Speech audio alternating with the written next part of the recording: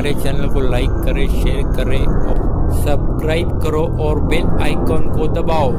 मध्ये माजी आमदार जीवा पांडू गावित यांच्या नेतृत्वाखाली सुरू असलेल्या आंदोलनाचा एक भाग म्हणून पंचवटीतील तपोवनापासून गडकरी चौकातील आदिवासी आयुक्तालयापर्यंत भव्य मोर्चा काढण्यात आला। आदिवासी विकास भवन येथे आदिवासी मोर्चा दरम्यान एक महिला ही अचानक बेशुद्ध झाली। सदर महिलेला अनेक प्रयत्न केल्यानंतरही शुद्ध येत नव्हती।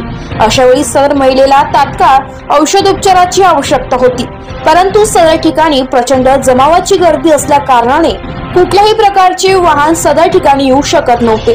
त्यावेळी मुंबई नाका पोलीस स्टेशन कडील दबंग महिला अंमलदार मनीषा सोनवणे व भद्रकाली ठाण्यातील महिला पोलीस हवालदार योगिता फसाळे, महिला होमगार्ड पगारे यांनी समय सूचकता दाखवून गर्दीची तमा न बाळगता सदर बेशुद्ध झालेल्या महिलेस आपल्या हातात उचलून आदिवासी विकास भवन ते गडकरी चौक असे साधारण 500 मीटर अंतर त्या महिलेला उचलून घेऊन गेल्या।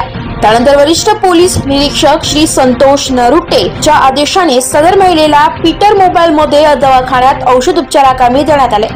वेळेवर औषध उपचार मिळाल्याने सदर महिलेची सद्यस्थिती व्यवस्थित आहे। सदर प्रकरणी वरिष्ठ पोलीस निरीक्षक श्री संतोष नरुटे, महिला पोलीस अंमलदार मनीषा सोनवणे, योगिता फसाळे, मगर मेजर यांनी दाखवलेल्या समयसूचकतेचे सर्व स्तरावर कौतुक होत आहे। पोलीस आयुक्त संदीप कर्णिक, परिमंडळ 1 चे पोलीस उपायुक्त किरण कुमार चव्हाण व इतर पोलीस अधिकाऱ्यांनी या महिला पोलीस कर्मचाऱ्यांचे अभिनंदन